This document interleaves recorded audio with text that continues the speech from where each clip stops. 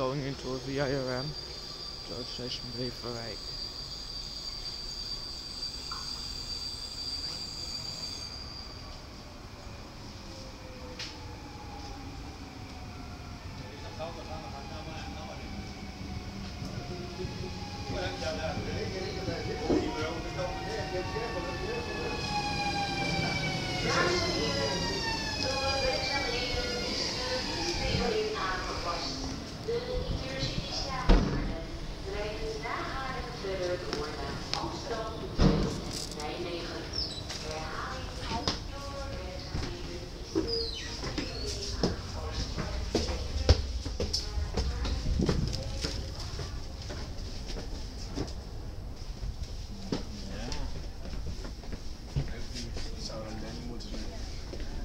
Is dat zo?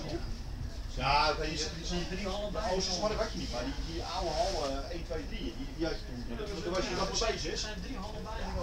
Maar dan was je nog wel bezig. Dan had je die vent met die patat in, met die fluitkeuken op.